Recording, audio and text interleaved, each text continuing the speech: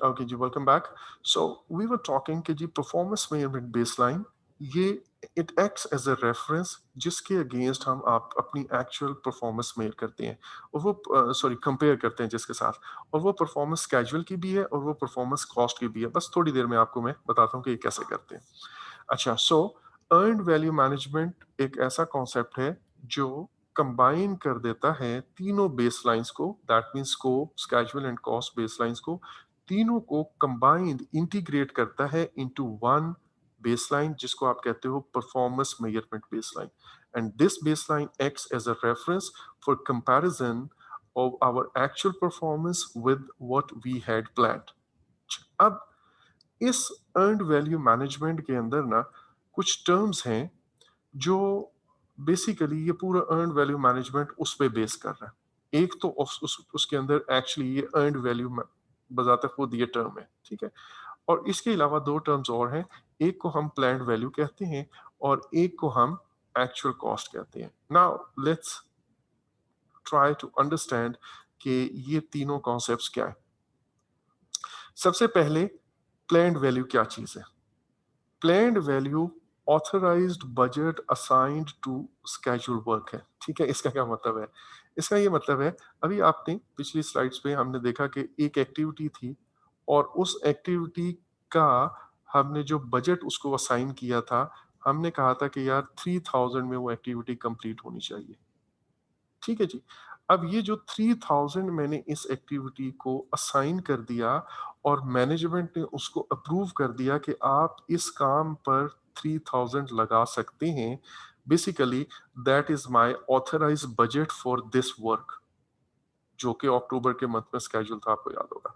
सो ये जो scheduled work है, ये स्केड्यूल वर्क करने के लिए जो मुझे ऑथराइज बजट दिया जाता है, वो मैं कहता हूँ कि ये मेरा प्लान्ड वैल्यू है इस काम की, ठीक है जी। अब मैं थोड़ा-सा इसको एक और एग्ज़ाम्पल के थ्रू भी समझाता हूँ। मैं ये चाह रहा हूँ कि आपको 1-2 वर्ड्स या एक और 2 अंदाज़ से जो प्लान्ड वैल्यू को हम कह सकते हैं, या प्लान्ड वैल्यू को आप किस तरह एक्सप्लेन करोगे कि प्लान्ड वैल्यू क्या है, वो भी आपको बता दूँ। लेट्स से मुझे एक ये दीवार बनानी है और ये दीवार जो है ये 10,000, लेट्स से मैं इसके लिए एक बजट असाइन करता हूँ। मतलब मैं से मीन मैनेजमेंट ने मुझे अप्रूव कर दिया। मैंने एस्टीमेट लगाया और मैनेजमेंट ने एज़ इट इज़ उसको अप्रूव कर दिया।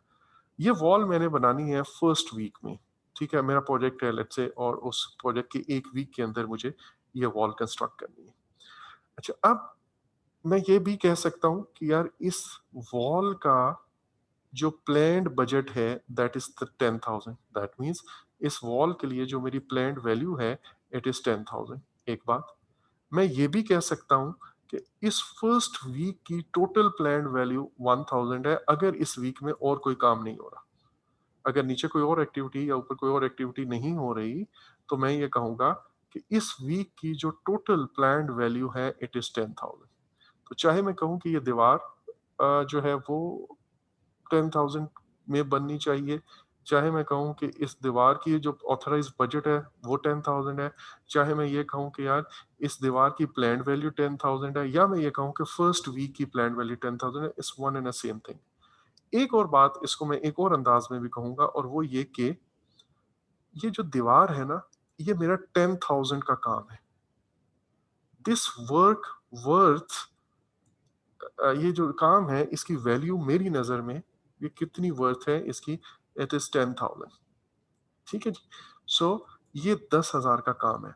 अगर मैंने ये दीवार लेट्स से फर्स्ट वीक में पूरी नहीं बनाई और मैं कहता हूँ कि यार मैंने 80% ऑफ द वॉल बिल्ड कर ली है, पूरी दीवार नहीं बनी, 80% ऑफ द वॉल मैंने बिल्ड कर ली है। तो इसका क्या मतलब है? मैंने फर्स्ट वीक में पूरी 10,000 का काम करना था, लेकिन मैंने एक्चुअल में 80% ऑफ इट व्हिच इज़ 8,000 का काम किया, ठीक है? सो ये जो मैंने 8,000 का काम किया है, this is the amount of work. मैं वो वर्ड यूज़ कर रहा हूँ, this is the amount of work that I have actually completed और दैट आई हैव अर्न्ड। ये जो जितना काम मैं कर लेता हूँ, अब मैं कह रहा हूँ जितना काम मैं कर लेता हूँ, इट मीन्स जितने का मैं काम कर लेता हूँ out of what I had planned, उसकी जो वैल्यू बनती है उसको हम अर्न्ड वैल्यू कहते हैं। बेसिकली अर्न्ड वैल्यू मैनेजमेंट क्या करता है? अर्न्ड वैल्यू मैनेजमेंट आपके जो हमारा प्रोजेक्ट का स्कोप होता है, उस स्कोप को मॉनेटरी टर्म्स में ले आता है। मींस जैसे मैंने भी आपको कहा कि यार ये जो दीवार है इसका कॉस्ट एस्टिमेट 10,000 है। तो बेसिकली ये जो दीवार मुझे बिल्ड करनी है, मैं ये मेरा स्कोप है। इस स्कोप को वो स्कोप की बजाय हम ये कहते हैं कि यार ये जो फर्स्ट वीक है इसमें मैंने 10,000 का काम करना है। मेरा स्कोप जो है वो मॉनेटरी टर्म्स में ट्रांसलेट हो जाता है और वो जो मैंने 10,000 का काम करना था उसको मैं कहता हूँ कि ये मेरा स्कोप कंप्लीट हो जाएगा जिस वक्त मैंने ये 10,000 का काम कंप्लीट कर लिया। अच्छा, so my planned value here was 10,000, लेकिन मैंने उसमें से 10,000 का पूरा काम फर्स्ट वीक में नहीं कर सका। अब जब मैं फर्स्ट वीक में पूरा नहीं कर सका तो भाई मैंने कितना किया, and we are just assuming कि हमने 80% ऑफ द वॉल बिल्ड कर ली। तो अब मैं कहूँगा यार 80% वॉल के लिए मैंने अपना बजट कितना अप्रूव हुआ करवाया हुआ था, और मुझे पता है कि 80% वॉल का जो बजट मेरा अप्रूव हुआ था वो था 8,000 का। तो दैट मीन्स मैंने टोटल 10,000 के काम या स्कोप में से 8,000 का काम या स्कोप कंप्लीट कर लिया।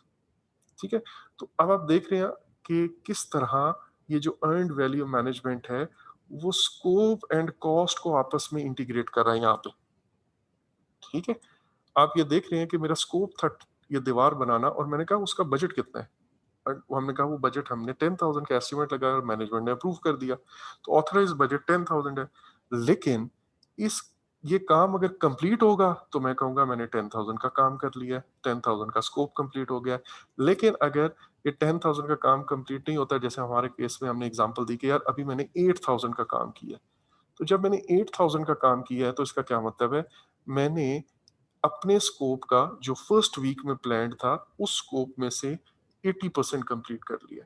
तो मैं अपने स्कोप को कॉस्ट की टर्म्स में ले आता हूँ। अर्न्ड वैल्यू मैनेजमेंट में अभी आपने देखा था थोड़ी देर पहले हम कहते थे, हमने कहा कि ये तीनों बेस लाइन्स को कंबाइन कर देता है, इंटीग्रेट कर देता है into one performance measurement baseline. So this is here we can see, this is what we can see here now कि जी मेरा जो स्कोप है वो किस तरह कॉस्ट के अंदर आ गया, के अंदर ट्रांसलेट हो गया, एक्चुअली मैप हो गया।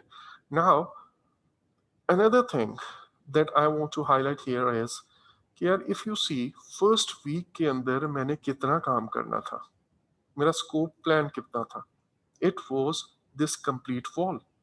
और हमने कहा कि ये 10,000 का काम था जो मुझे फर्स्ट वीक में करना था, लेकिन मैंने एक्चुअली कितना किया है?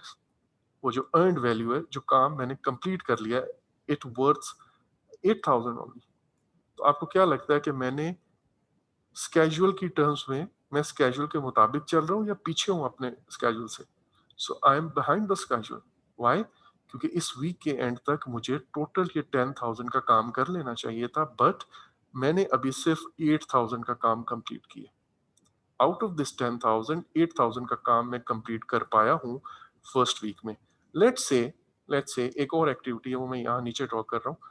मैं कहता हूँ कि अगले वीक में एक और दीवार बननी थी। ठीक है? और लेट्स से वो भी 8,000, वो भी 10,000 की थी। अच्छा, अब मैं सपोज़िटली मैं ये कहता हूँ कि यार मैंने फर्स्ट वीक में ये 10,000 की पूरी दीवार भी बना ली, प्लस अगले वीक का भी मैंने 2,000 का 20% ऑफ वॉल अगले वीक जो मैंने बनानी थी, वो भी फर्स्ट वीक में ही कंप्लीट कर ली। तो उस पर्टिकुलर केस में मेरी अर्न्ड वैल्यू कितनी होगी? उस पर्टिकुलर केस में मेरी अर्न्ड वैल्यू होगी, ये जो 10,000 का काम है, ये पूरी दीवार तो बनाई ही बनाई मैंने, प्लस ये जो 20% अगली वॉल जो अगले वीक का काम था उसमें से भी बना ली। मीन्स 2,000 मैंने अगले वीक की भी कर ली, तो मेरी अर्न्ड वैल्यू जो है वो 12,000 बन गई। अगर मैं ये वाली एग्जांपल अस्यूम करूं कि मैंने अपनी पहली पूरी वॉल भी कंप्लीट की, मींस वो जो 10,000 की प्लान्ड वैल्यू थी वो पूरी की पूरी अर्न भी कर ली, प्लस अगले वीक का भी कुछ पार्ट मैंने अर्न कर लिया। सो उस केस में मेरी अर्नड वैल्यू जो है वो 12,000 बन जाएगी। अच्छा, इससे आगे मैं आपको will continue in the next part of the video, so please stay tuned.